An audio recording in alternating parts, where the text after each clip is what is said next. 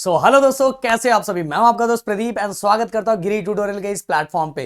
Guys, सबसे पहले मैं ऋतुजा का नाम लेना चाहूंगा क्योंकि इन्होंने इसके पहले वाले वीडियो में जो मैंने क्वेश्चन पूछा था उसका आंसर दिया है।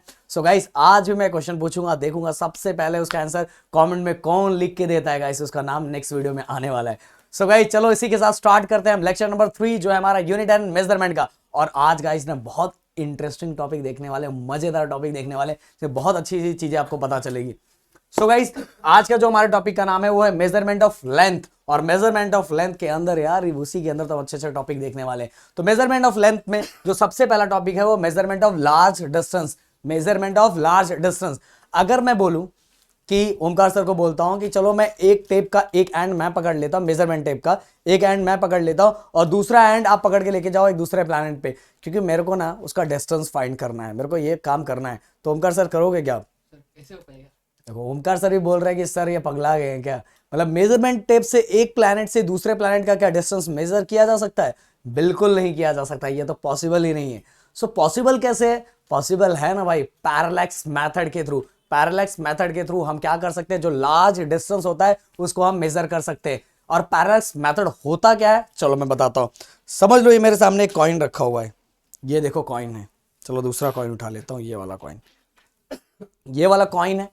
ये कॉइन को एक बार मैंने ये आंख बंद करके देखा, आप भी घर पे करो, कॉइन उठा के आप भी देखो आपको दिख रहा है कि नहीं दिख रहा है।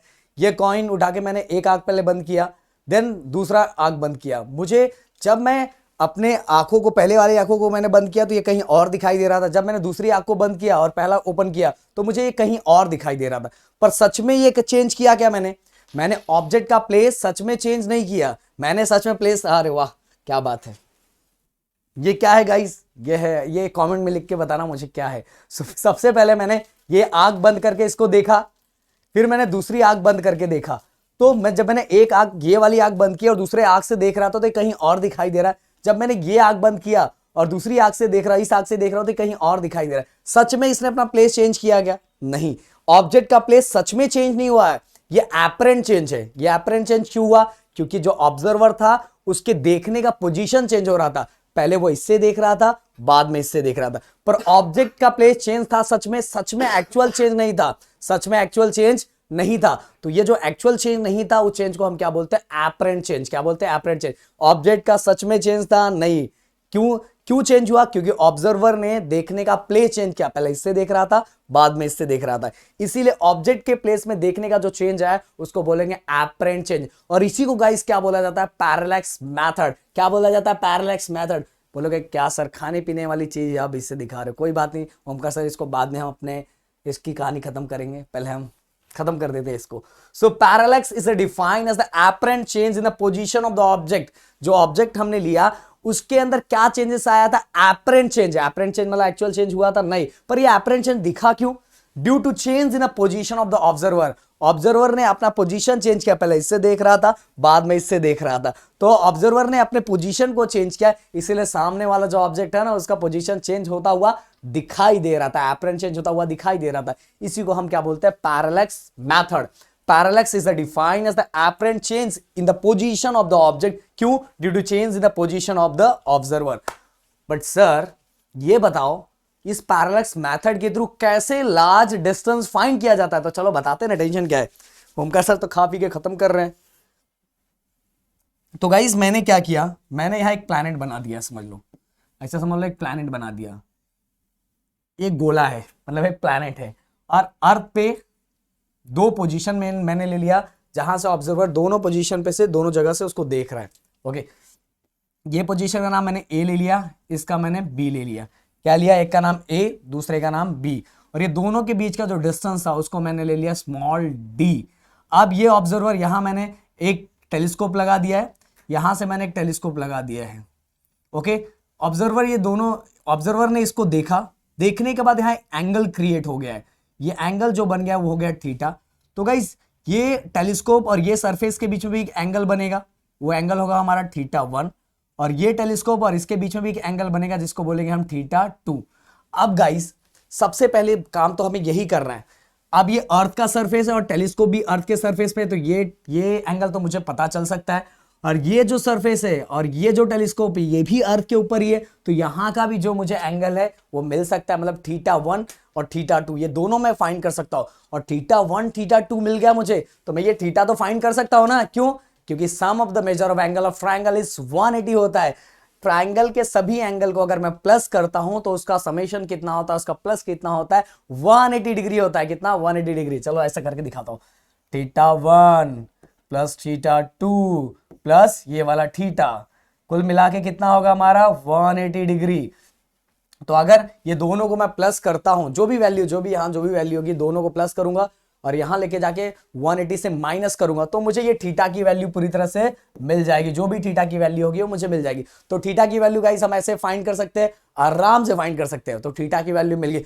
बट सर थीटा की वैल्यू थोड़ी हमें फाइंड करनी है, हमें तो ये अर्थ के सरफेस से इसका डिस्टेंस फाइंड करना है। ये प्लैनेट का टोटल डिस्टेंस कितना है, और ये टोटल डिस्टेंस को हम लोग लेते हैं कैपिटल डी। क्या ले लेते हैं? इधर वाला लिया तो इस साइड वाला कैपिटल डी। तो हमें ये डी फाइंड करना है सर, हमें ये डी फाइंड करना है। कैसे फाइंड करेंगे? तो बताता हूं ना सर। ये देखो, ये हमारा हो जाता है ये सर्कल, एक तरह से ये क्या हो जाता है, ये सर्कल हो जाता है, और ये हमारा रेडियस हो जाता है, और ये हमारा हो जाता है आर्क लेंथ। क्या हो जाता है? Arc length. ये वाला रेडियस, ये रेडियस क्योंकि हमने ये सर्कल कंसीडर कर लिया ना, तो ये हो जाएगा हमारा रेडियस। रेडियस क्या है? डी है। आर्क लेंथ हमारा क्या है? आर्क लेंथ, आर्क लेंथ हमारा है ए बी, और ए बी की वैल्यू क्या दी है? Small D. क्या दिया है? Small D. तो सर पर फाइंड कैसे करेंगे? तो चलो बताता हूं, ध्यान से सुनना। यहां लिखता हूं मैं, कहां लिखूं? यहां लिखता हूं। चलो इसको प्लस इसको ये कर देता हूं। So guys theta equal to arc length upon radius. Radius ये देखो, ये वाला रेडियस, ये वाला रेडियस, क्योंकि ये सर्कल बन गया ना, और ये उसका आर्क लेंथ, तो आर्क लेंथ अपॉन रेडियस। और देखो ये वाला थीटा तो हम कैसे फाइंड कर सकते हैं, मैंने बताया था। हम अगर ये तीनों को प्लस करते हैं और 180 से माइनस करते हैं, क्योंकि ये दोनों थीटा तो हमें मिल जाएगा, 180 से माइनस करते तो ये थीटा की वैल्यू हमें मिल जाएगी। क्या मिल जाएगी? थीटा की वैल्यू मिल जाएगी ना। तो गाइस हम क्या करेंगे, ये वाला हमें ये कैपिटल डी फाइंड करें, कैपिटल डी ऊपर चला गया, और स्मॉल डी अपॉन थीटा ये तो हमें मिल जाएगा। ये कैसे मिलेगा? क्योंकि ये अर्थ के सरफेस पे ये दोनों पॉइंट है ना, ये दोनों पॉइंट के डिस्टेंस ये हमें मिल जाएगा। और थीटा कैसे मिलेगा वो मैंने बता दिया। दोनों वैल्यू मिल गई, दोनों वैल्यू को अगर हमने डिवाइड कर दिया, दोनों वैल्यू को हमने क्या कर दिया? डिवाइड कर दिया, तो हमें किसकी वैल्यू मिल जाएगी? Capital D. कैपिटल डी मतलब क्या है? क्या है हमारा डिस्टेंस? कहां से? प्लैनेट से, फ्रॉम द अर्थ सरफेस, यहां तक का ये डिस्टेंस हमें आराम से क्या हो जाएगा? मिल जाएगा। सो गाइस इसी तरह हम क्या करते हैं, जो लार्ज डिस्टेंस क्या होता है फाइंड करते हैं। तो और ये थीटा को ना पैरेलैक्स एंगल भी बोलते हैं। क्या बोलते हैं? Parallax angle. तो याद रखना, parallax angle equal to arc length upon radius, arc length upon radius. फिर डी ऊपर चला जाएगा और थीटा नीचे, क्योंकि मुझे कैपिटल डी ही फाइंड करना है। कैपिटल डी मतलब लार्ज डिस्टेंस फाइंड करना है। तो गाइस देखो, यहाँ सिस्टमैटिक पूरी चीजें लिखी हुई है, और टेलीग्राम पे आप हमें क्या कर सकते हो? ज्वाइन कर सकते हो। वहां पूरा ये जितना बनाया हुआ जो भी मैं यहाँ लिख रहा हूँ, सभी चीजें आपको भेज दी जाएगी अच्छी तरह से। तो फटाफट टेलीग्राम को जाके क्या करो? ज्वाइन कर लो। एंड इंस्टाग्राम पे आप अपने प्रदीप सर को फॉलो कर सकते हो। सो measurement of size of planet और अ स्टार। अब गाइस क्वेश्चन ये आ रहा है कि जो प्लैनेट और स्टार है, अगर मुझे उसका साइज फाइंड करना है, तो मैं क्या फिर से ऊपर जाऊंगा? मैं बोला नहीं, मेरे को प्लैनेट का साइज फाइंड करना है, फाइंड करके आता। ऐसा हो सकता है क्या? नहीं, ऐसा पॉसिबल नहीं है। तो उसके लिए भी आराम से एकदम सिंपल सा तरीका बताता हूं। अब ऐसा कंसीडर कर लो, ये पॉइंट यहां से भी हमने ये पॉइंट यहां से दो हमने क्या किया, हम इस तरह से देख रहे हैं, तो इनके बीच में क्या एंगल बन रहा है? एक अल्फा बन रहा है। क्या बन रहा है? अल्फा। अल्फा जो ये दोनों के बीच में एंगल बन रहा है, दोनों पॉइंट के बीच में जो एंगल बन रहा है, वो एंगल क्या है हमारा? अल्फा। अल्फा हो गया। और अल्फा वही same D upon capital D, small D upon capital D. ध्यान से, small D upon capital D. हमें क्या फाइंड करना है? Size of a planet find करना है, साइज ऑफ अ प्लैनेट। ध्यान से सुनना, देखो ये वाला डी तो हम आराम से फाइंड कर सकते हैं, क्योंकि हमने पहले ही फाइंड किया है। इसके पहले हमने फाइंड किया था ना कि distance of a planet from the earth surface, ये हमने फाइंड कर लिया, तो ये हमें पता है। और ये वाला अल्फा, ये तो हम ये वाला एंगल हम फाइंड कर सकते हैं ना, क्योंकि अर्थ के सरफेस पे ही वो एंगल फॉर्म हो रहा है, तो एंगल ये भी फाइंड कर सकते हैं। ये दोनों अगर ये भी मिल गया, ये भी मिल गया, तो अगर मैं ये दोनों को मल्टीप्लाई करता हूं, अल्फा इंटू डी, मतलब ये एंगल और डी को मल्टीप्लाई करता हूं, तो मुझे ये स्मॉल डी मिल जाता है। और स्मॉल डी गाइस यहाँ क्या है? ये स्मॉल डी हमारा है डायमीटर। किसका डायमीटर? उस प्लैनेट का जिसका मुझे फाइंड करना है। देखो इस जगह से मैं इस पॉइंट को देख रहा हूँ और इससे इस पॉइंट को देख रहा हूँ, मतलब प्लैनेट के दूसरे एंड को देख रहा हूँ। तो यहां जो मिलेगा ये डायमीटर हमें डी क्या है, जब हम अल्फा ये एंगल को डिस्टेंस से मल्टीप्लाई करेंगे तो मुझे क्या मिल जाएगा, स्मॉल डी मिल जाएगा। स्मॉल डी मतलब डायमीटर ऑफ अ प्लैनेट, और डायमीटर ऑफ अ प्लैनेट मिल गया तो भाई किसी का भी हम एरिया एंड वॉल्यूम फाइंड कर सकते हैं। तो चलो एक क्वेश्चन जो होमवर्क में आपको मुझे देना है और कमेंट में लिख के मुझे बताना है, वो है एरिया, किसका area, area of a sphere, area of a sphere and volume of sphere, या तो एरिया ऑफ अ सर्कल, तीनों, area of a circle, volume of sphere and area of sphere, ये सभी तीनों चीज कॉमन में लिख के जो मुझे बताएगा उसका मैं नेक्स्ट वीडियो में क्या करने वाला हूं, नाम लेने वाला। तो गाइस इस तरह से देखो, अल्फा ये तो हमें पता है, ये दोनों को मल्टीप्लाई करो डी मिल जाएगा, और डी यहां क्या है, डायमीटर ऑफ प्लैनेट, और डायमीटर मिल गया तो वॉल्यूम ऑफ एरिया में क्या कर सकता हूं, आराम से क्या कर सकता हूं, फाइंड कर सकता हूं।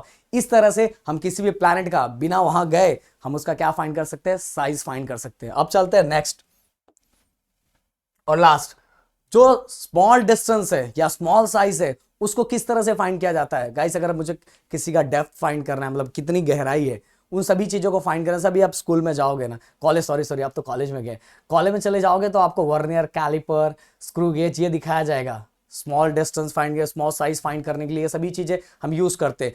बट गाइस कुछ ऐसी चीजें होती है जिनका साइज बहुत छोटा होता है, बहुत छोटा होता है, और हमें नेकेड आई से तो वो दिखाई नहीं देते। तो जैसे अभी इलेक्ट्रॉन का साइज अगर फाइंड करने के लिए बोला जाए, इलेक्ट्रॉन का साइज सर कैसे फाइंड होगा, फाइंड होगा ना, एक देखो इसके थ्रू फाइंड किया जाता है, टनलिंग माइक्रोस्कोप, उसका यूज करके हम क्या करते हैं, इलेक्ट्रॉन का साइज फाइंड कर सकते हैं।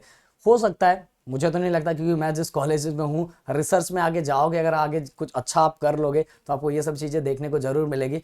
हो सकता है कोई बहुत बड़े कॉलेजेस में पढ़ता होगा तो उसमें ये सब उन्होंने खर्चा किया होगा, पर मुझे नहीं लगता कि यहाँ होगा, क्योंकि मैं जहाँ पढ़ा था तो वहाँ तो वर्नियर कैलिपर भी मिलना जल्दी मुश्किल होता था। तो स्मॉल साइज को हम इस तरह से फाइंड करते हैं, जो बहुत बहुत ज़्यादा स्मॉलर होते हैं उसके लिए हम टनलिंग माइक्रोस्कोप का यूज़ करते हैं। सो गाइस आज के लेक्चर में हमने बहुत इंटरेस्टिंग बातें की और मैंने चीज़ें बताई मैंने, और एक सिंपल सा, एकदम सिंपल सा क्वेश्चन मैंने आपसे पूछा है। देखता हूँ कमेंट में लिख के मुझे कौन बताता है। और गाइस अपना प्यार एंड सपोर्ट इसी तरह बनाए रहो, क्योंकि अगर आप अपना प्यार एंड सपोर्ट बनाए रखोगे तो कंटिन्यू वीडियो ऐसा आता रहेगा। अपना ध्यान रखो। Thank you so much guys and जय हिंद दोस्तों।